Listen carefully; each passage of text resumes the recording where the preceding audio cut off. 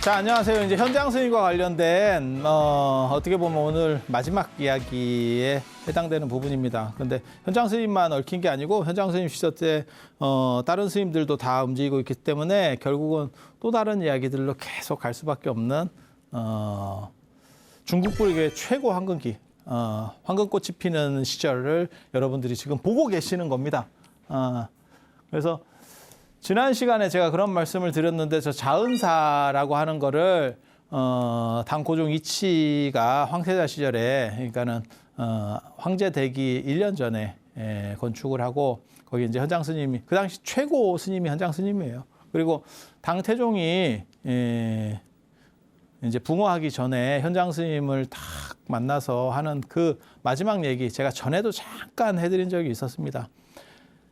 당나라가 도교를 이렇게 더 불교보다 앞세웠는데 당태종이 현장 스님을 만나 뵙고 나서 너무너무 감명을 받고 그리고 현장 스님한테 나중에 이제 당나라의 세계 경영을 위해서 국정 보고서를 써주세요라고 한 게 12권짜리 대당서역기고 제가 그 얘기는 저번에 잠깐 해드렸었고 그렇게 해서 그런 것들의 가치를 이 당태종이 알아보고 그리고 단순히 경전만 번역하는 문제가 아니에요. 이게 지금. 경제만 번역하는 문제가 아니고 그게 여러 가지 문화 사업들이 쫙 일어나는 그래서 인도의 문화를 쭉 빨아서 인도나 서역의 이러한 다양한 문화들을 쭉쭉쭉쭉 빨아서 갈아 넣어서 당나라가 이렇게 융성해지는 그런 상황으로 지금 끌어올리고 있는 거거든요. 그래서 현장 스님이 이제 번역 같은 걸 하겠다 이러니까 이제 그렇게 하시라고 그러고 다 도와주고 그게 문화 창달 사업입니다. 요즘으로 말하면. 그래서 그런 일들이 벌어지고 맨 마지막에 이제 하시는 얘기가 당태종이 그게 이제 불교를 완전히 불교가 도교를 어떻게 보면 이제 실질적인 우위로 들어서는 진짜 우위로 완전히 서열이 바뀌는 거는 당고종 이치 때 바뀌고 그 단초가 열리는 게 당태종의 마지막 말이에요. 현장 스님을 봤을 때 내가 스님을 빨리 만나지 못해서 불법을 일으키지 못한 게 한이다. 불법을 일으키지 못한. 그러니까 그 뒤부터는 이제 꽃길이 펼쳐지는 거죠. 꽃길이 펼쳐지는 거죠. 그래서 현장 스님이 이제 자은사의 주지로 그런 국찰입니다. 우리식으로 말하면 황룡사 같은 뭐 이런 사찰이라고 보시면 돼요. 그래서 아주 대표적인 저런 사찰의 이제 그 주지가 되는 거고 그래서 현장 스님의 종파를 나중에 자은종이라고 합니다. 현장의 학파를 유식학이라고 하고 이게 신유식이 있고 구유식이 있어요. 네, 구유식이 있어요. 구유식은 진제 스님. 전에 그 비극적 진제 이렇게 나왔었던 바라말타 진제 스님이고 신유식이 현장 계열입니다. 현장. 사상적으로만 잠깐만 말씀드리면 이게 약간 어려울 수 있어서 뭐 깊이 얘기는 안 하겠는데 유식이 인간의 심층 심리를 얘기하는 거거든요. 그렇게 해서 인간의 내면에는 항상한 깨끗한 게 존재하느냐 아니냐 뭐 이런 얘기를 해요. 그러니까 유식학이라고 하는 것은 똑같은 얘기예요. 똑같은 얘기 뭐냐면 모든 인식의 주체가 인식의 대상을 결정한다. 내가 모든 것은 내 눈의 안경이다. 지 눈의 안경이다. 라고 하는 거예요. 그러니까는 그것이 가치를 어떻게 가지느냐라고 하는 것들은 사실은 내가 가치 판단하는 거다. 이 세상에 두 가지가 있어요. 여러분들이 아시는지 모르겠는데 객관적인 게 있고 주관적인 게 있어. 객관적인 거는 여러분들이 지금 존재하는 것 자체가 어떻게 보면 객관적인 거예요. 하지만 거기서 미추, 호라고 하는 개념들은 전부 주관적인 겁니다. 그리고 그건 계속 바뀌는 거예요. 그러니까 제가 그런 얘기 하거든요. 시간도 두 가지가 있다. 시간도 두 가지가 있다. 우리가 뭐 한 시간 뒤에 만납시다라고 하면 모든 사람들이 알 수 있는 똑같은 시계로 흘러가는 1시간. 하지만 이 1시간을 진짜 바쁜 사람은 금방 보낼 수도 있는 거고 그냥 아무 할 일 없이 계속 기다려야 되는 사람은 굉장히 긴 시간이 되는 거고 이건 주관적 시간이에요. 이건 뭐 다 느끼는 거잖아요. 그렇게 해서 이 두 가지 중에서 주관성이 더 객관성보다도 더 강조점이 있다라고 하는 게 유식학이라고 보시면 돼요. 근데 사실 뭐 이런 얘기를 해서 될지는 잘 모르겠는데 왜냐하면 이런 얘기를 또 하면 현장 선생님이 안 돌아가실 수가 있기 때문에 어쩔지는 모르겠는데 지금 이 시절이 굉장히 재밌는 시절입니다. 가상과 현실이 중첩된 시절. 예전에는 현실은 현실이고 가상은 가상이었거든요.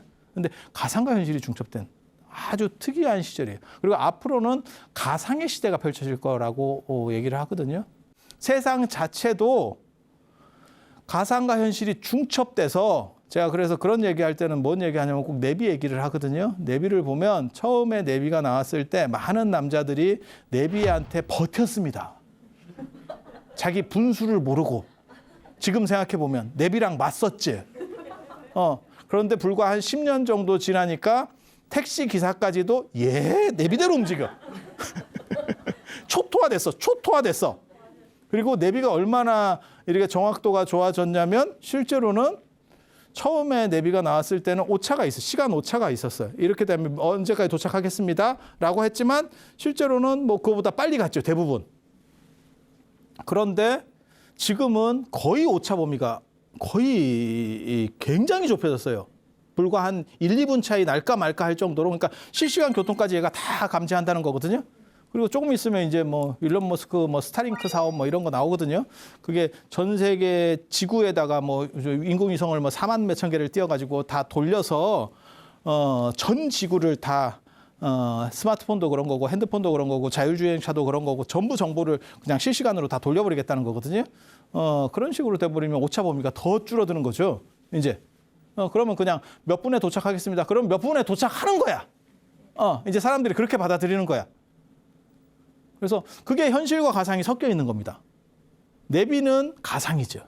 근데 가상이 현실을 덮어버렸죠. 그러니까 누가 뭐 길을 잘 찾아요? 개념이 없어졌죠. 그래서 지금은 가상과 현실이 그렇게 섞여 있고 이것만 그런 게 아니고 제가 개인적으로 굉장히 재밌어 하는 거는 카카오뱅크 같은 거죠. 실물이 없는 은행이 존재하는데 신한은행이나 국민은행처럼 실물이 굉장히 많은 우리가 보는 대표적인 은행들보다 가치가 더 크죠. 그러니까 그 기업의 가치가 훨씬 크죠. 그러니까 가상이 현실보다 우위에 있는? 그러니까 가상과 현실이라는 게 인간은 다 두 가지 개념을 가지고 있는 거예요. 막 아까 제가 얘기한 시간 개념처럼. 그러니까 그중에서 유식은 인간 주체가 판단하는 게 더 중요해라고 말하는 게 유식사상이야. 유식사상이에요.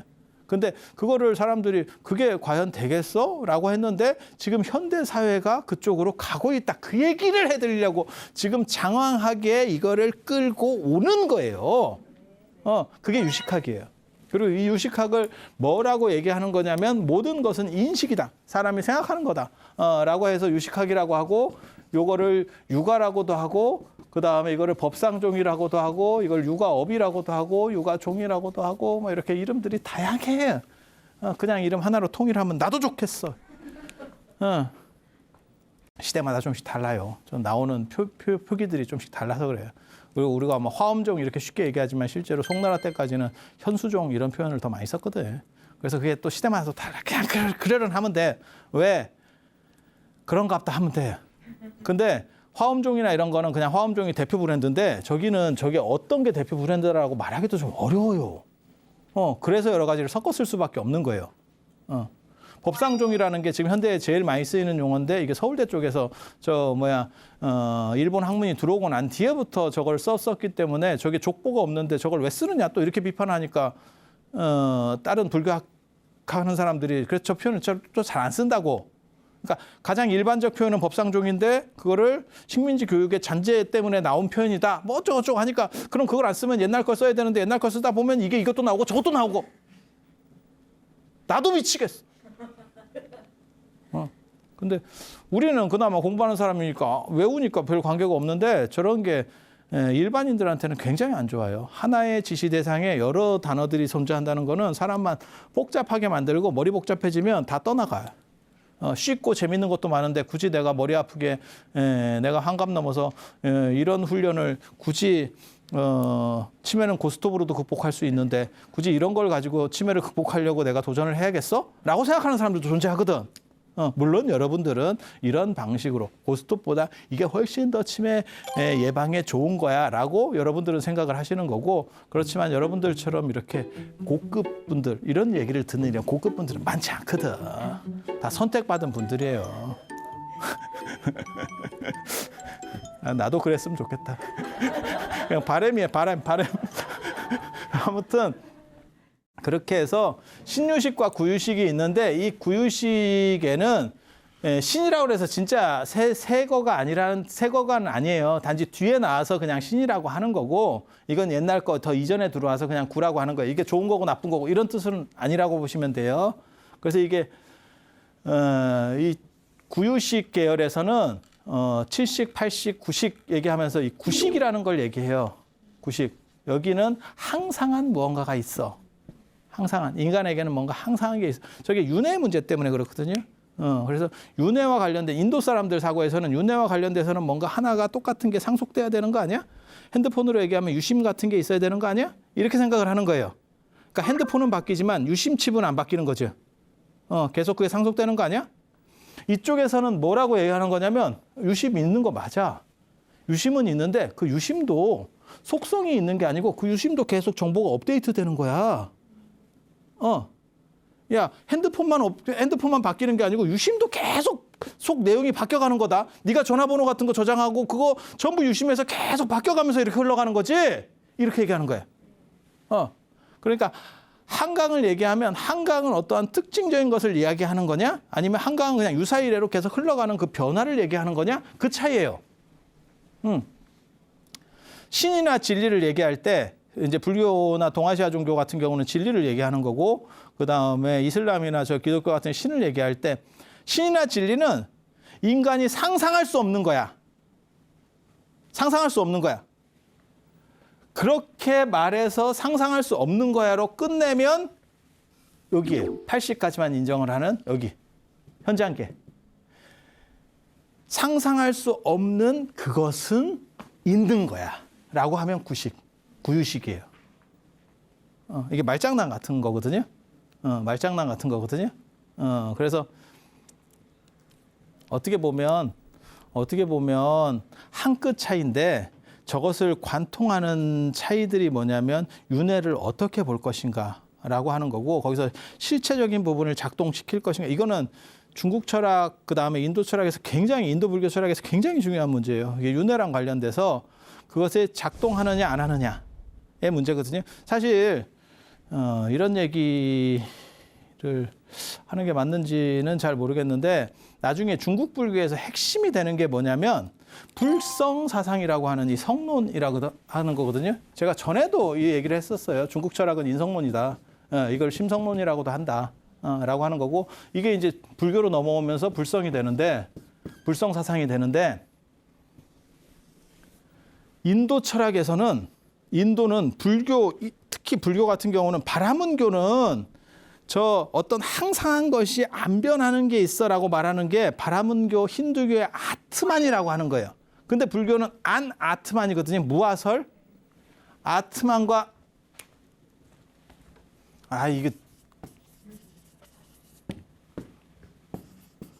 이게 아트만, 이거는 아고, 이거는 무한데, 이게 무아설인데, 인도 불교에서는 요 선을 넘어가면 안 돼. 이쪽과 불교를 변별하는 가장 큰 게 요게 있느냐 없느냐거든. 그래서 요쪽으로 조금이라도 넘어가면 이단 논쟁이 시작입니다. 그래서 인도 불교에서는 주류가 될 수가 없어요. 그래서 구유식도 주류가 될 수 없고, 그 다음에 나중에 불성사상도 인도에서는 주류가 아니에요. 그렇게 가는데, 중국으로 넘어오면 중국은 문화 배경이 다르기 때문에, 그렇다고 무슨 뭐 바라문교나 힌두교가 있는 것도 아니고 윤회를 막 절대시하는 상황도 아니기 때문에 저걸로부터 자유로워요. 그리고 중국 불교는 인성론이라는 게 있었기 때문에 요 바탕 안에서 불성으로 쉽게 개변되기가 쉬워요. 인도에서 이 불성 얘기가 전면으로 드러내버리면, 그러면 문제가 됩니다. 사실은 굉장한 비판을 받기 시작할 거예요. 야, 너 선 넘었다. 이렇게 되는 거죠. 그래서 그거는 착각하시면 안 돼. 인도에서는 불성사상이라고 하는 것은 절대 주류가 아니었었어요. 이거는 극소수라고 보시면 돼요. 그래서 열반경에 일부만 나오고 그 외에는 없어요. 그리고 이제 스님들이 이상한 얘기를 갖고 하시는 분들이 있는데, 팔만대장경을 다 줄여서 한 글자로 하면 마음심자다. 마음심자 인도 불교에는 거의 안 나옵니다. 그건 철저하게 중국 철학에서 얘기하는 거예요. 그래서 대장경에서 중국 문헌을 마음심자로 요약할 수 있다는 것은 가능해도 전체 불교를 요약하면 마음심자 하나다라고 하는 거는 진짜 개뿔도 모르는 얘기입니다. 그럼 성립될 수 있는 개념이 아닙니다. 인도 사람들은 심의식 중에서 의식하고 그다음에 식이라고 하는 저런 개념들을 더 좋아하지 심이라는 개념을 좋아하지 않아요. 그래서 화엄경의 일부에서만 마음심자가 나오는 거예요. 일체유심조 뭐 이런 것들은 철저하게 중국적인 어떻게 보면 중국에서 발전할 수밖에 없는 개념들이에요. 그러니까 인도는 굉장한 비주류입니다. 불성과 마음에 대한 이야기는 인도에서는 비주류예요.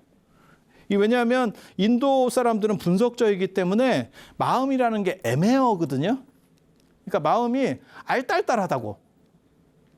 나중에 이제 선종에서도 그런 얘기가 나오겠지만, 아니 전에 달마대사 얘기할 때 잠깐 했었는 것 같구나.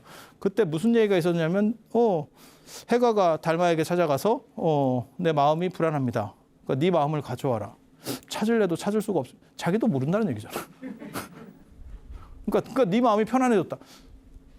이게 저는 사실 그 얘기 자체도 성립이 잘 안 된다고 생각하거든요. 왜냐하면 달마대사는 마음에 대한 달마대사가 실존 인물이라면 마음에 대해서 이렇게 판단력이 뚜렷하지 못해요. 그건 인도 사람은 한계예요. 그거는.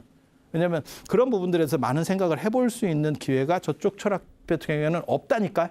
존재하지 않는다니까. 예. 우리가 이렇게 생각한다 그래서 쟤네도 저렇게 생각할 거야라고 생각하는 거는 그건 완전히 판단 잘못하는 겁니다. 뭐하고 똑같은 거냐면 동아시아에 제사 문화가 있으니까 다른 데도 제사가 있는 거 아니야? 없어요. 없어. 그래서 서로 다른 판단 기준들이 작동을 하는 거예요. 그래서 우리 거 판단해서 이게 핵심이니까 저쪽에서도 그랬을 거야라고 생각하는 거는 저쪽을 너무 모르는 겁니다. 그래서 중국 같은 경우는 여기서는 실체성이 있는 것이 왜 무너지고 실체성이 있는 것이 어떻게 보면 더 인기가 약간 더 있고 이게 나중에 이쪽 계열들도 계속 흘러가거든요. 이쪽이 붕괴되는 이유 중에 하나가 뭐냐면 중국에서는 이런 실체성이라는 개념들이 요청받고 있었기 때문에 요 현장의 유식학은 지지난 시간에 말한 오성각별설이라고 하는 그런 유의종자 차별설, 사람을 차등하는 거하고 실체성에 대해서 자꾸 부정하는 논리들을 펴기 때문에 저건 인도에서는 어떻게 보면 주류 논리예요. 하지만 중국 사람들은 그것에 대해서 약간 부정적이었죠. 뭐하고 똑같은 거냐면 원불교에서 진리라고 하는 것은 상상할 수 있는 게 아니야. 형상으로 지을 수 있는 게 아니야. 그러면 허공 같은 걸 놔둬. 예를 들면 이슬람도 이슬람이나 개신교에서 신은 어떤 형상이 있는 게 아니야. 그럼 허공같이 이러면 아무것도 못하는 거죠. 그러니까 자기네들도 십자가라도 그려놓고 원불교에서는 도나츠라도 만들어놓고 이렇게 가는 거예요. 그런 상징성을 부여하려고 하는 속성이 인간에게 있다고. 그래서 그런 식으로 가는 흐름이 오히려 설득력을 가졌기 때문에 이쪽이 무너지는 이유 중에 하나가 뭐냐면 요 비실체에 대한 추구. 그리고 전에 제가 그런 얘기를 해드렸어요. 금강경 얘기할 때 아상인상, 중생상, 수자상이라고 하는 것도 실제로는 저 아트만에 대한 실체성에 대한 부정이다. 그리고 인도 불교는 그 선을 절대 안 넘으려고 했다. 그리고 그 선을 넘는 사람들이 있으면 이단시한다. 그게 부파 불교 중에서도 보트가라를 주장했었던 그런 사람들을 부불법 외도라고 그래요. 불교에 붙어있는 외도들. 그래서 그런 일들이 인도에서는 벌어지는데 중국으로 넘어오면 배경 자체가 달라지고 문화도 다르고 이렇다 보니까 전혀 새로운 해석들이 나오게 되는 거고 그게 중국 불교가 만들어지는 이유 중에 하나입니다. 그래서 저 성론과 실체시하는 것 이런 부분들이 나중에 철학의 중심, 중국 철학의 중심으로 넘어와요. 그래서 굉장히 재밌는 게 이제 여기서부터 어떻게 보면 본격적으로 중국의 종파불교가 이렇게 만개하게 되는데 현장 스님부터 이제 만개하기 시작하는데 이전에도 물론 뭐 저거는 있었어요. 천태종이라든가 뭐 이런 것들이 있었는데 종파불교가 만개하는 이유 중에 하나가 뭐냐면 이제 큰 화엄종이라든지 안 그러면 선종 같은 게 이제 밀교까지 이제 쫙 나오기 시작하는데, 그런데 이런 것들이 움직일 수 있었던 게 뭐냐면 사실은 문화적인 차이 때문에 새로운 재해석이 필요했던 거예요. 저도 해보면 이게 맞다라는 생각이 들어요. 그러니까 기존에 있는 거를 가지고 고쳐가려고 그러면 너무 힘들어.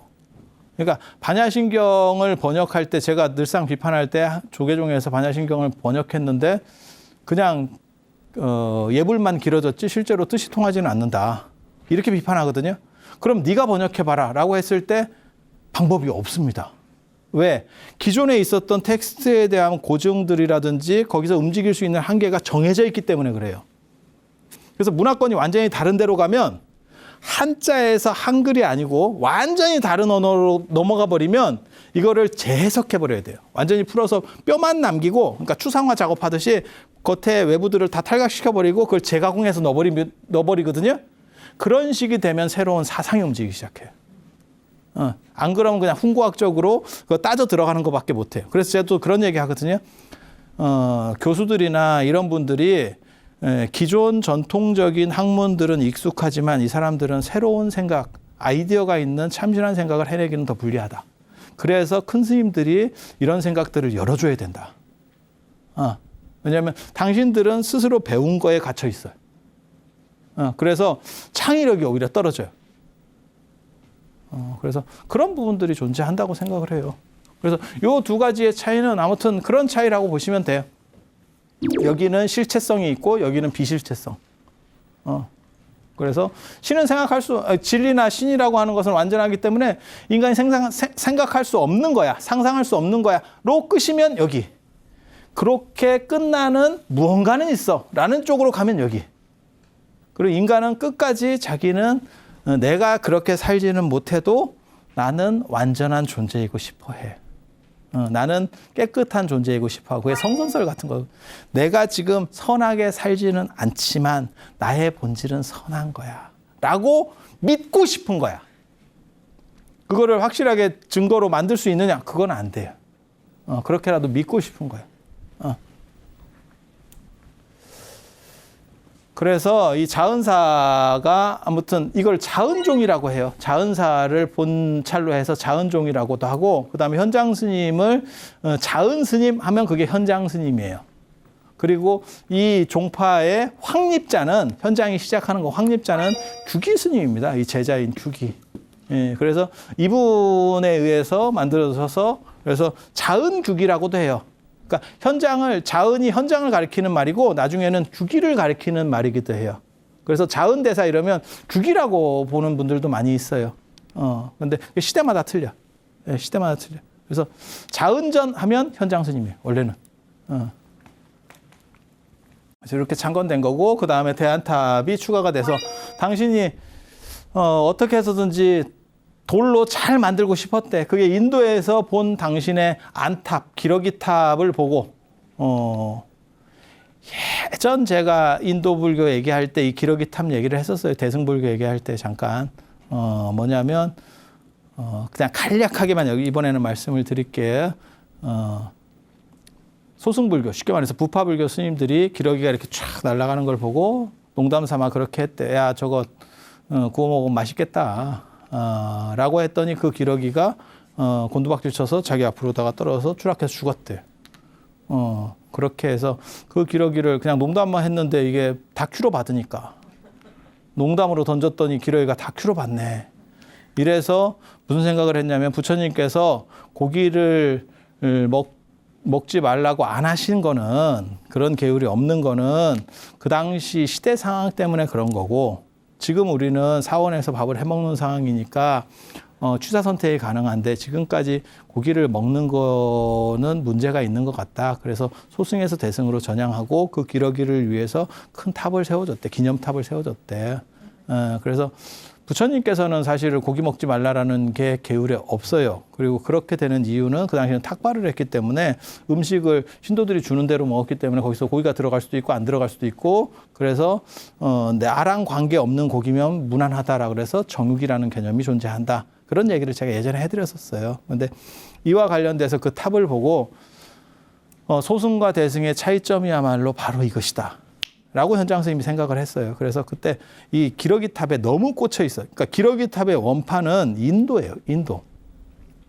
그래서 저 기러기 탑을 꽂혀서 이제 중국에서도 그런 정신을 가진 대승을 내가 그런 자비로운 대승을 떨치겠다라고 해서 저 기러기 탑을 제안을 하고 당고종 이채한테 제안을 하고 그 다음에 이제 승인이 떨어진 거죠.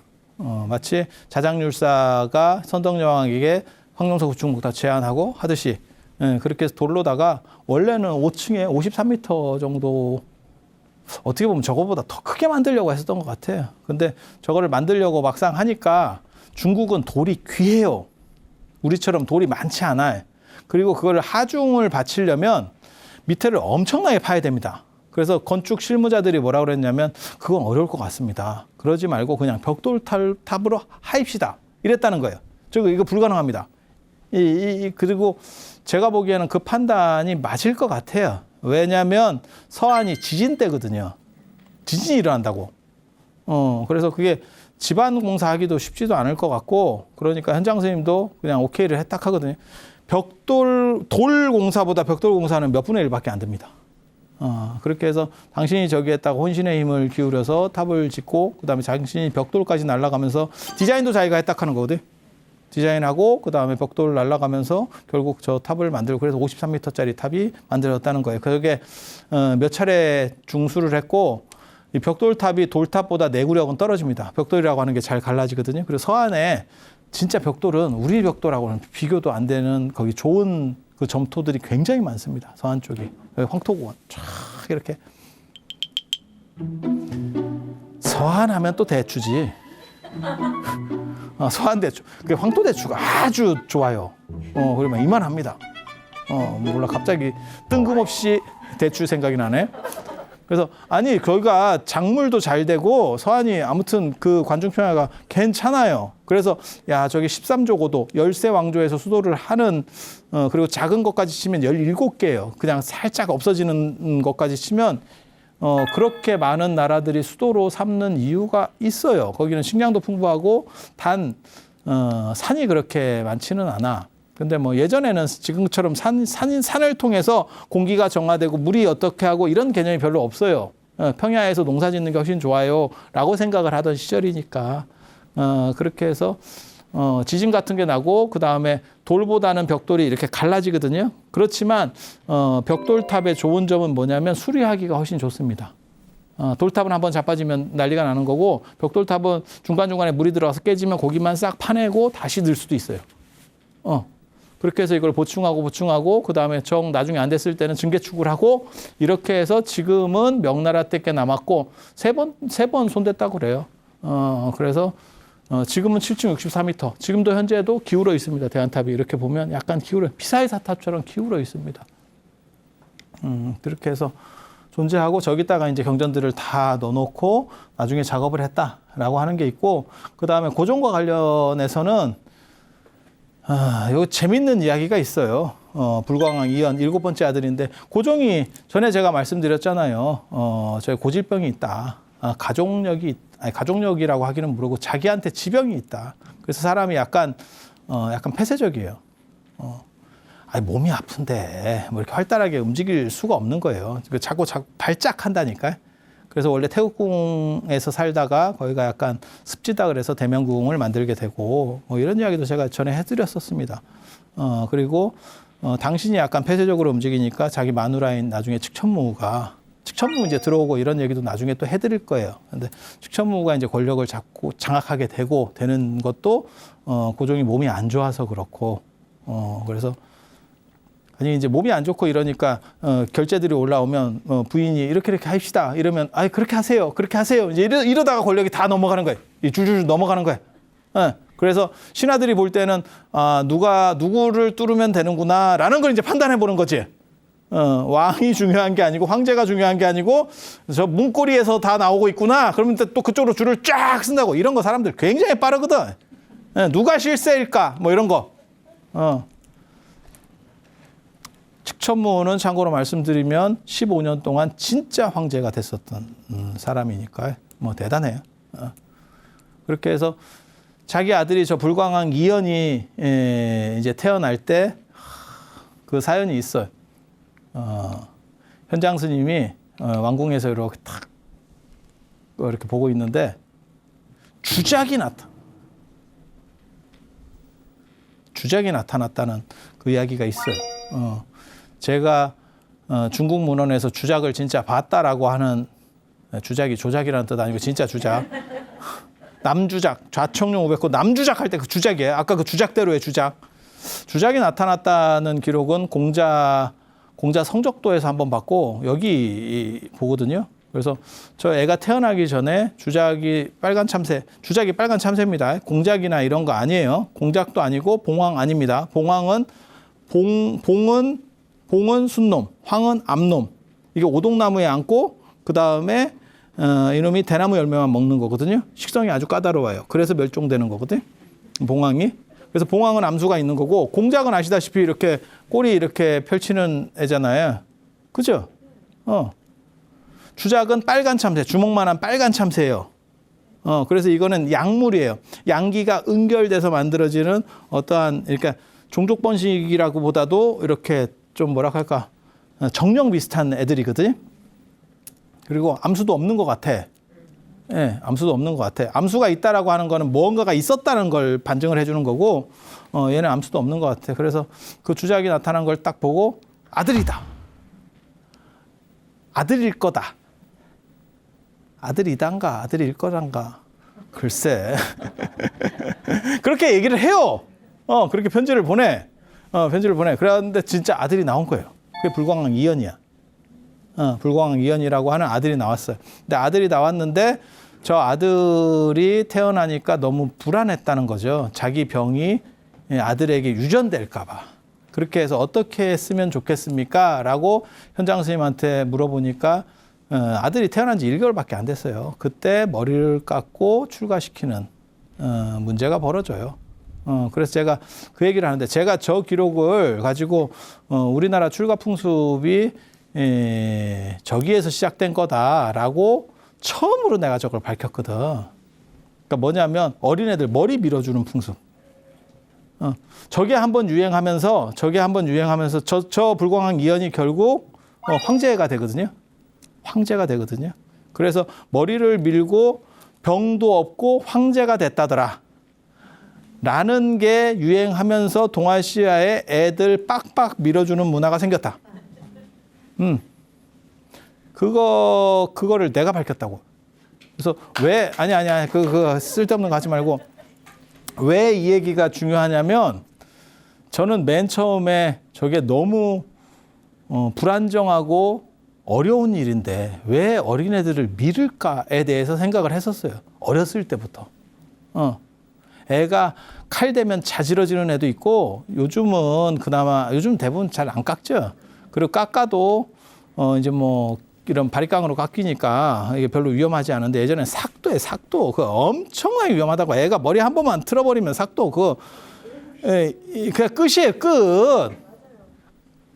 그래서, 저게 모든 삿된 것들을 털어내고 부처님의, 쉽게 말해서 잠깐 출가시켜서 부처님의 좋은 기운을 연결시키는 그런 의식이에요. 이게 나중에 어떻게 나오는 거냐면 팔아준다라고. 저희 어렸을 때만 해도 그런 게 있었는데, 뭐 절에 가서 팔아준다, 뭐에 팔아준다, 뭐 이런 게 있었어요. 그러니까 팔자가 좀 안 좋고 이러면 요즘은 뭐라고 얘기하냐면, 아유, 유학 보내라. 그게 팔자가 안 좋다는 게 이 동네에서 흘러가는 어떤 흐름하고 관련되기 때문에 유학을 보내면 단절돼서 다른 흐름이 나오기 때문에 관계가 없다. 여러분도 들어보셨을 거예요. 애하고 뭐 이렇게 약간 사이가 안 좋으면 점 같은 거 보러 가면 그렇게 말하는 분들이 있어요.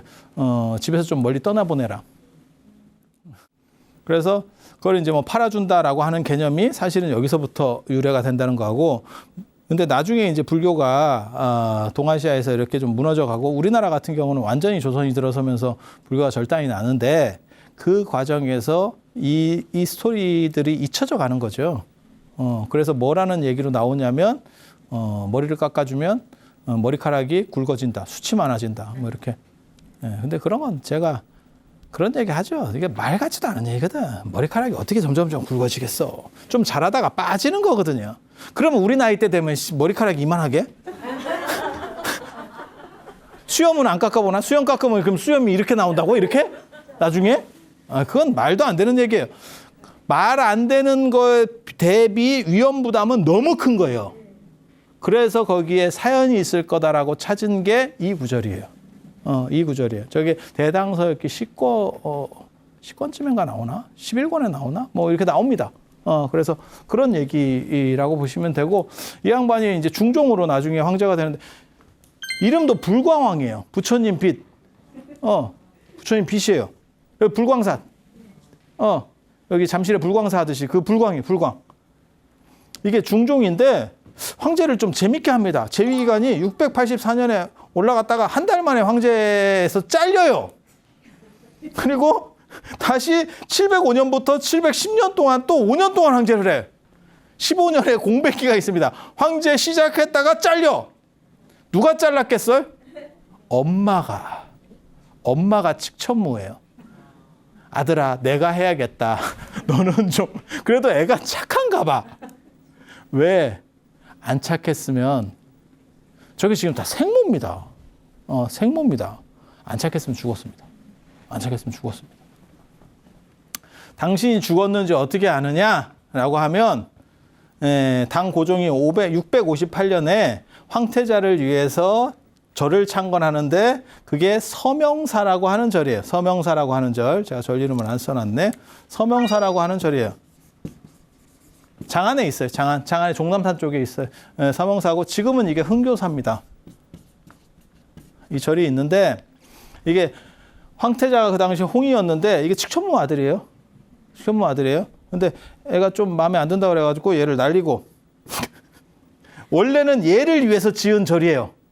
그런데 얘를 날리고 두 번째 현이라고 하는 애가 이제 두 번째 황태자가 된 거예요. 얘도 마음에 안 들었는가 봐요. 얘도 날리고 그리고 얘가 결국 황제가 돼요. 요게 요렇게. 왜 한자를 썼냐면 어질 현자하고 나타낼 현자. 둘 다 현이라서 헷갈릴까 봐 한자를 써놓은 거예요. 저 서명사가 진짜 중요한 절입니다. 진짜 중요한 절이에요. 저기 서명사의 초대 주지를 누가 하냐면 도선율사. 도선율사가 하고 나중에 저 서명사를 장악하는 게 신라의 원측스님. 원측스님이 굉장히 대단한 분인데도 우리가 한국 불교사를 얘기할 때 잘 못 들어요. 근데 이 양반이 너무 대단해서 그래. 현장 스님 제자 중에서 이제 규기 스님하고 원측 스님이 이게 쌍벽인데 왜 이어른이 잘 안 알려지냐면 이어른이 우리나라에 돌아왔으면 대단한데 당신도 가고 싶은 생각도 있었어. 그런데 칙천무나 이런 사람이 용인을 안 해줍니다. 예전에는 지금도 마찬가지예요. 예전도 마찬가지고 이렇게 명망이 있고 어느 정도 이상의 지식인이 한번 옮겨가면 문화가 딸려갑니다. 그게 그런 대단한 사람이 한 명만 오면 그게 한 사람이 아니고 집단 전체의 수준이 쫙 올라가요. 그래서 이게 문화력이라고 하는 거거든요. 그래서 큰 스님이 가느냐 마느냐 이게 굉장히 중요해요. 왕이 거기를 황제가 그거를 제가까지 해줘야 간다니까. 가고 싶다고 가는 게 아니에요. 그리고 당신 입장에서는 그 생각이 있는 거지. 이제 내가 과연 가야 될까 말아야 될까? 가자니 지금 여기 있는 것보다는 약간 찌리한 거야. 조금 좀 떨어져. 그때 현장 스님 같은 생각이 있으면 나는 여기가 더 낫지만 그래도 나는 내 고국을 위해서 어떻게 해서든지 내가 죽음을 무릅쓰고라도 내가 가서 어떻게 할 거야. 이 정신이 있었으면. 그렇게 해서 원측 스님이 탄식이라도 하면서 버텨서 황제 도장이 떨어졌으면 그러면 우리나라에서 의상 원효와 더불어서 원측이 회자가 됐을 겁니다. 근데 원측은 안 왔어. 그때 안 왔어. 해초 스님도 안 왔습니다. 해초 스님도 안 왔습니다. 그래서 온 사람과 안 온 사람의 판단이 상대적으로 갈려요. 그럴 수밖에 없는 게 중국에서는 이 사람이 대단해도 이 사람은 중국 사람은 아니야. 이렇게 판단해버려요. 그리고 우리나라에서는 이 사람은 우리나라 사람인 건 맞는데 야 이게 우리나라라고 말하기가 조금 애매하다. 어렸을 때 넘어가가지고 평생 거기서 죽었는데 우리식으로 말하면 조치훈 같은 분. 한국 사람인 거는 맞아. 그런데 일본에 가셔가지고 거기서 오래 살고 한국말도 못하고 거기서 돌아가셔. 아니면 백남준 같은 분. 야, 이걸 딱 한국적이라고 말하기라니 조금 그렇고 아니라고 하기도 좀 그렇고 이게 좀 애매모호한 이해가 되십니까? 그렇게 해서 배제되는 거예요.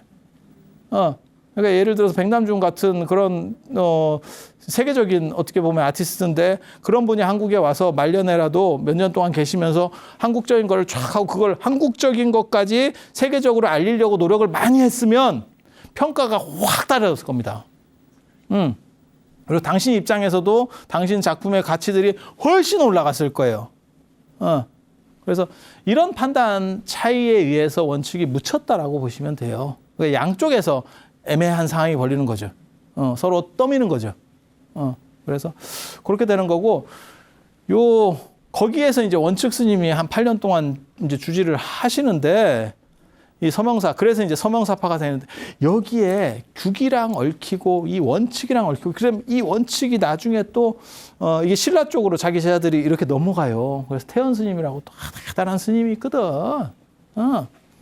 미륵보살의 미륵부처님을 이렇게 예불 하고 이렇게 돌거든요. 도니까 부처님이 머리가 이렇게 따라 돌아갔다. 이렇게 이런 뭐 또 전설, 뭐 이게 신기한 이야기가 많은 스님들이 있어. 태연 스님 여러분 잘 못 들어보셨죠?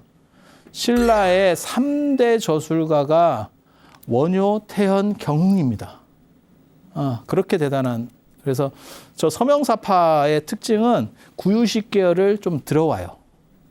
그게 섞여 있어. 그래서 현장의 정맥하고는 약간 달라. 정맥은 규기 쪽이고 그 규기하고 이렇게 라이벌전을 벌리면서 거기서 신기한 이야기가 일어나는 스토리들. 그거 다음 시간에 해야겠네. 아이고 현장 스님 돌아가시기 힘드네. 이어른이 2장도 하거든. 나중에 돌아가시고 나서 2장을 또 해요. 2장을 해서 그 사리가 들어가는 데가 또 서명사예요. 그러니까 서명사가 굉장히 중요하거든. 지금 오늘날도 현장 스님을 그 서명사에 가면 현장 스님 탑이 있고 그다음에 원칙 스님 탑이 있고 규기 스님 탑이 있고. 그래서 그런 여러 가지 이야기들은 난 얘기하고 미치겠네. 내가 진짜 미치겠는데 얘기를 못 하는 거예요. 왜냐하면 시간이 없어서. 그래서 다음 시간에 해야 될 것 같아요. 그래서 오늘은 이상 마치고 다음 시간에 현장 스님 돌아가시고 현장 스님 제자들 간에 이렇게 재밌는 이야기들이 있는 거 그리고 화엄종 이야기들 들어갈 수 있도록 그렇게 하겠습니다. 자, 들어주셔서 감사합니다.